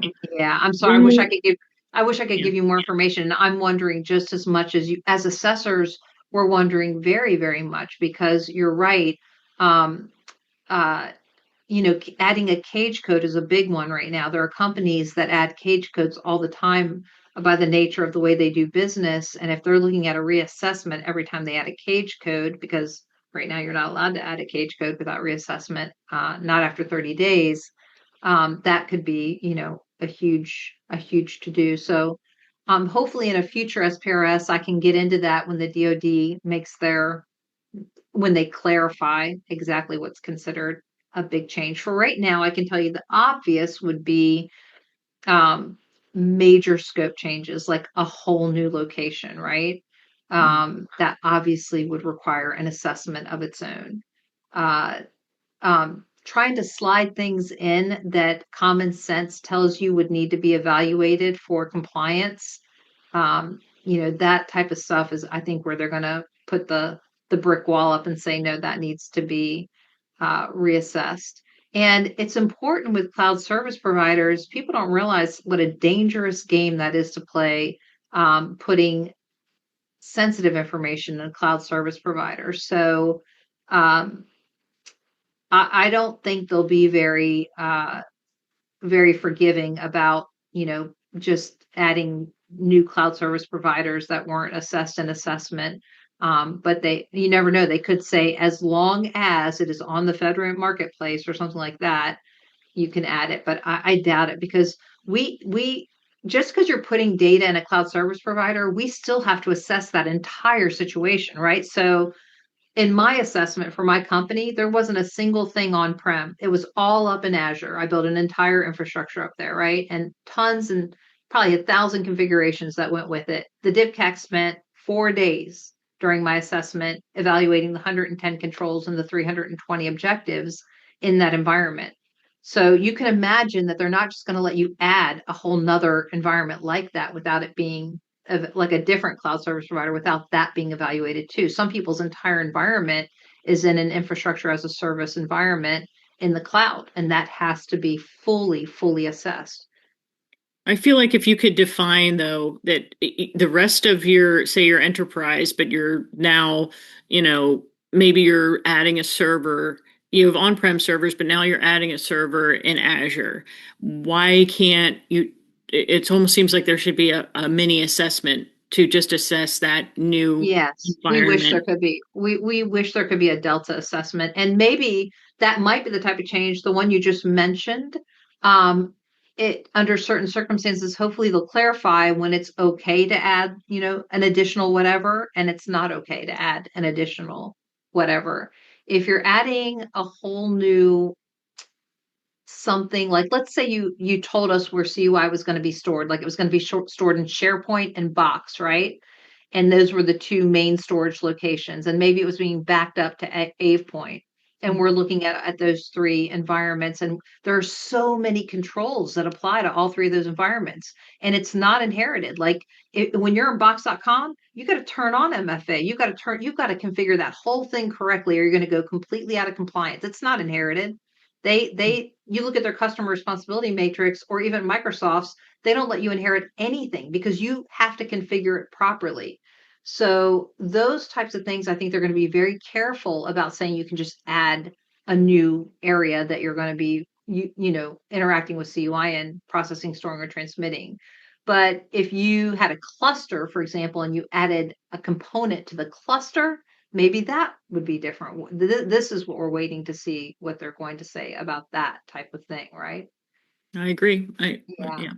Yeah, and like, SQL, you need to add a whole nother whatever to make the SQL environment grow, or the database grow, and still be productive. I think those types of things are what they need to clarify for us, so we can understand if that's okay. Thank But you. but a really simple rule, Shannon, is if it has already been fully assessed and you're doing the exact same thing, nothing is different, and you're literally multiplying what you're assessing because it has to grow and expand and scale. They're probably going to say scaling is okay as long as none of the configurations or requirements were altered and they're being met. But I think outside of scaling, that's where they might get picky about it needing reassessment. But yes, we wish there could be a delta assessment for little things. Johnny, go ahead. I see your hand up. Yeah, I actually put my question in the chat. Basically, I was looking at your training for the CCP last year, but I went with the CISSP. But Okay. it is still, everybody has to have it. You're in the Hampton Roads area. What are the Yes. job prospects for somebody that's recently obtained the CCP, got a clearance, understands, the DoD network, et cetera, et cetera? Good. I hate making promises to people because it's all about, how you are able to market that and make it useful to others. There's a huge shortage. Everyone you talk to doesn't like what we just covered in SPRS Friday. That's very overwhelming to most folks. And so there's a huge shortage of people that know how to do these self-assessments and But help them. specifically in the Hampton Roads area, because you work Well, in this community, you know these people. yeah, well, I mean, in Hampton Roads, we have we're in a massive DoD contracting and subcontracting area. So there's tremendous opportunity. The problem is, can you get their ear? Can you help them understand that you know how to do this? And it was hard before because people looked at you like you were a four-eyed monster who was trying to take advantage of them. And really, you're just trying to say, hey, this thing is coming. It's really complex. Most people don't know how to do it properly, but I've been trained. I think you're going to get a more positive response now than maybe you would have a year ago, because now folks are looking for people that know how to self-assess, to help them. They don't want false claims. They want to have an accurate score up in the SPRS system, and they need someone who can help them get to where they need to be. So I think the market is very hot for CCPs and CCAs right now. But I'm not out there. I'm assessing as a C3PAO, and I tell my family, because I haven't been able to talk to them lately because it's so busy, but it's like if you came to work and you own a store and there were 20 people outside of it every morning desperately trying to get in the front of the line, that's what it's like being a C3PAO right now. But a lot of them aren't ready. They think they're ready, but they're not ready. The hard part about being a C3PAO is We're not really supposed to get involved in readiness or helping them get ready. We have to remain very neutral and independent and not get involved with who they go to. But sometimes we'll just say, like, these are 3 folks out there that seem to be getting people across the finish line, seem to be helping companies get assessed and get good scores. But even then, it's really weird as a C3PAO. You have to be very, very careful about getting involved in the consulting side of things. Sorry, I can't be more Okay. help, Johnny, but I think the market's very hot for. Are you still doing the classes? You were last year. Oh yeah, Okay. we're running a CCA on Monday, and we're running a CCP in January. And we always have self-paced. And self-paced, you get a 40-hour recording of one of the best classes we ever taught. And so there's like 15 really smart people in there that were asking great questions, and you can just watch that entire class at your own pace. You can meet with me or our other instructors anytime you want. You get all the same practice quizzes. You get the full course credit, and you can take the exam if you want to as well. The exam and registration with the AB is a separate cost from the course. But the self-pace is only 1,995, and people really, really like that version of the class. The class is about to change because it has not been updated by the Cyber AB, but it's about to be updated in a few months. So it's going to change. But they're going to give you like a year where you can take the old or the new. So it's okay. If you want to take it right now, you'll still be able to take the exam. Okay. Thank you. Yeah. Yep, I'm gonna put our website in the chat so that you can check out that class. It's right there. Let me see. And thank you, Steve and George, is putting the NARA, I think the NARA registry up there for us. So the question there, Koren, is so I'm helping a company that has a vulnerability management tool in a normal manufacturing network. It's a DoD contractor. They create there's no CUI involved, so we're SPD or security protective data. I think I got that right. Security protection data. Yeah. So we're just installing it in a critical infrastructure system. It's a private company that supports a Navy base. I believe that based on that, those 2 links I put there, that the resulting vulnerability data is actually CUI that the system is creating. Is it being like a SIM for DoD systems? No, it's a private electrical company that is creating electricity. So it's considered critical infrastructure by this Navy base. Okay. And if you go to that other link, the 130 that I put, the second link, it shows the definition. I know this is a little bit of a specific question, but it's a little bit weird. It's a little bit weird because everybody has vulnerability. Almost everybody has some kind of vulnerability scanner, and vulnerability scanner in a critical infrastructure company, I believe, becomes CUI. In a non-critical infrastructure company, it doesn't. So the same output is 2 different things depending on what kind of company it's installed in. Yeah, 100%. One of the things that you're bringing up, and I'll get into specifically what you're asking in a minute, but something can be CUI in one circumstance and then not be CUI in another circumstance, like PII.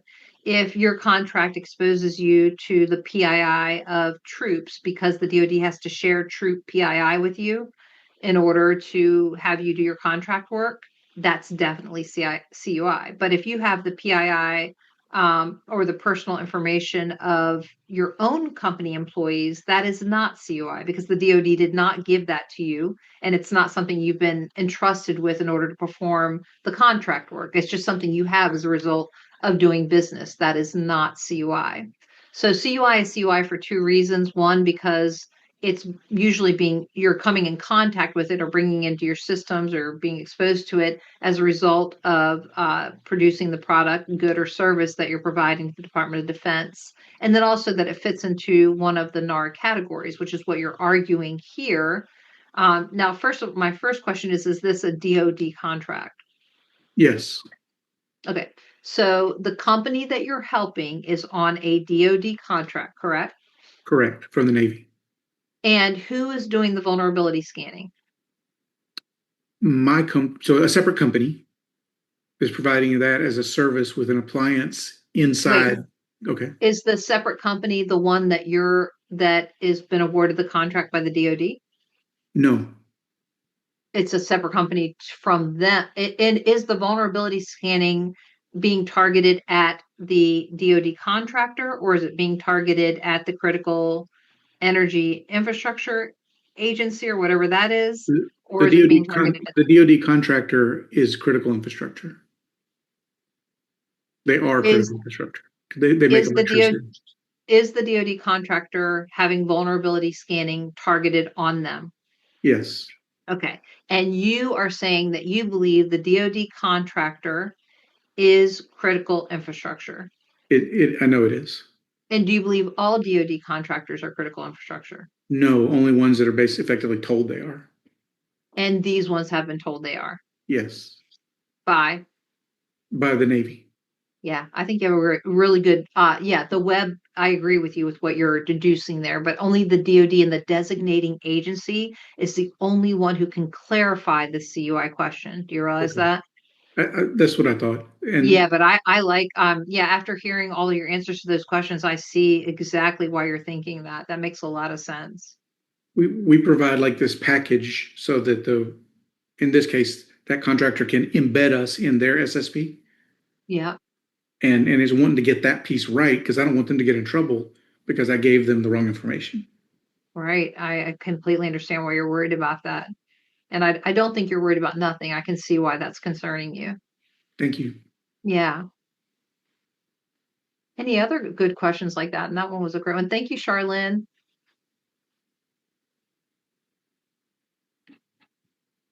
I have a quick question about customers asking for your SSP. Mm-hmm. They're saying it's required. As like you said, you should be able to walk in. It's basically the whole Bible of your system. Would you share that with a customer? Is it the DoD, the customer, or is it the prime? It's a prime, or even maybe a sub. We're sort of, down a few. You're like a sub to a sub. Mm-hmm. Well, they can kind of do like they're not, the DoD has said they're not getting involved in that, but I could see why that would make you uncomfortable. And yet, from the perspective of a contracting officer, you saw the SPRS system, right? They get to see your score, but they don't really see what systems that score is applicable to. All they see is the UID, this identifier that identifies some scope that you're talking about.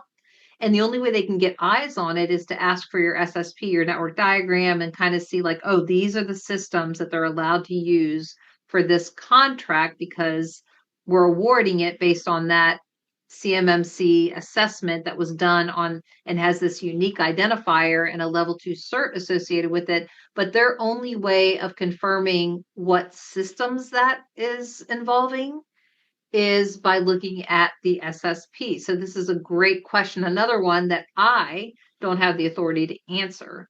But I see why you're like, I don't really want to give my SSP away. I would say, just be really careful with an NDA. I would make sure it was transmitted as if it were CUI, even though it may not be.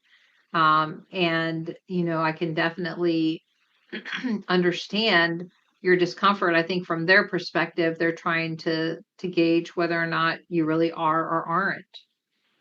Because all they can see is a score that you generated, and maybe they're trying to get better confirmation. Right. But if you're enterprise, I don't really, once they share the information with us, they have to trust that we're putting it in. They can't know that. They have to trust that we're putting it where we've been assessed. So that's why I don't understand. I don't understand why they would even ask for that. Is it especially just maybe one, it'll be a moot point after assessment. Yeah. Is it just one or many? It's been two, not many. Were either of them big primes or? I'm sorry? Were either of those big primes, or were they both? One is a big prime. I bet you that's a trend, and I had not heard anybody mention that. I think it's very interesting, and I don't find it hard to believe at all. Because, the score itself, if it's not done by a third party, you're kind of left like, do they really know? I need like a little bit more. It's almost like they're doing their own. So that the DIBCAC calls that a DIBCAC medium when you ask for an SSP. Mm-hmm. And it's almost like they're doing their own DIBCAC medium on you, is the best way I can describe it. Right. They're doing their own assessment. That's why if they're asking for an SSP, it's because they want to look at it. And that's kind of why I want to get an assessment as soon as possible, because, you end up filling out so many forms and everything. And I'm anxious for the time where it's like, here's our assessment, leave us alone, like kind of, honestly. Yeah. Well, come see us. We are here to do assessments, and we have had a lot of very happy customers with our assessments. I feel like our approach to assessment is a lot like our approach to teaching. We are experts at Title 32, Part 170, and we know what the DoD wants here and why they want it, and we respect that and want to uphold that. And we also know what the DoD gave to the DIB as far as the wiggle room. So we're very, very educated on what your rights are as far as any, minor things that you're allowed to fix. The fact that you're allowed to have a mock assessment. We know how to follow the rules exactly and make sure that all of us do it the way that it was intended and get the best outcome. And so we're also super transparent, making sure that that's why I said it's a lot like the way we teach, in that you'll never be wondering what's coming next when you get assessed by us. People know exactly what's about to happen every single step of the way. You don't have to have a mock assessment with an assessment. It's actually an extra charge. And in mock assessments, we're not allowed to give any advice or consulting. It's literally just a met or not met with the findings. But findings are very revealing. A finding would be something like, this requirement requires that the OSC identifies all authorized users. During examination of this requirement, the OSC did not have an accurate list of identified users. And so we don't have to consult you in order for you to know what that means or what to do with it. Most findings are very revealing just in themselves, in that they tell you what the assessor was missing and lacking and why they had to mark it not met. But that's where we stop. We can't say the OSC could fix this by going and finding this one account and, like that. We can't tell you all the details of how to fix the problems. We can only say we were left with not being able to mark it met, and this is why. Or we marked this met because we observed blah, blah, blah, blah, blah. And we write very detailed findings, and then we give that report to the OSC, which I don't know if all C3PAs are doing that, but our clients get a nice big write-up about that shines and shows how awesome their implementation was, so that because the DoD is going to go back and look at these assessments in the future, all of us C3PAs are going to be audited, and we want our assessments to be unquestionable. Yep, they did a thorough job. They followed the rules. This is a perfect assessment. Let's leave this one alone. Whereas I think the DoD is going to look at some of these assessments, and maybe that won't be the outcome. They could be subject to another assessment by the DIBCAC. Okay, thank you. Yeah, we'd love to hear from you. Any other questions like that?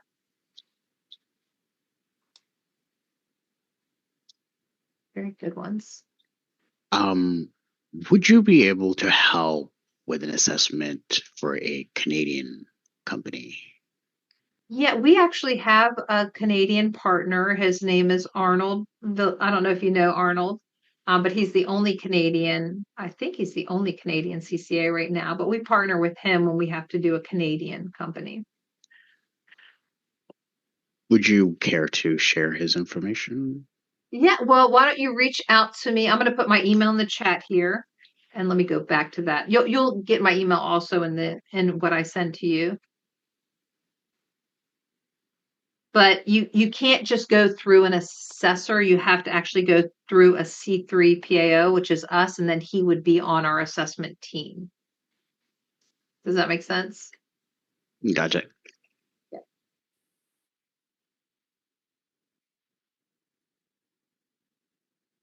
Any other questions like that?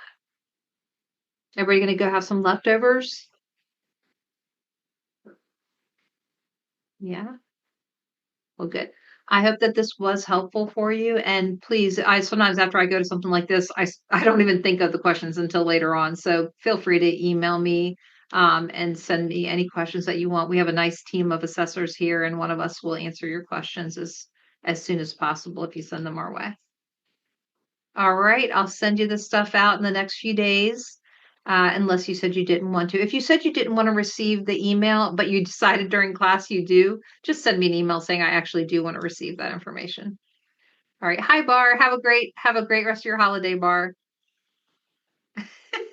Okay, bye-bye. Hey, Koren? Hi. Hi. Hey, I left you a private message. I was wondering if I could have just a few minutes of your time to chat with you. I'm on my first assessment and I have some concerns. Yes, absolutely. Let me go ahead and make the room private real quick, and then we'll do that, okay? Oh, absolutely. Thank you. Hi, everybody. I'm booting you out. Nothing personal, just Bar asking me to make you leave. I'm just joking. Yeah, blame it on me. Yeah. All right, let me see. There we go. And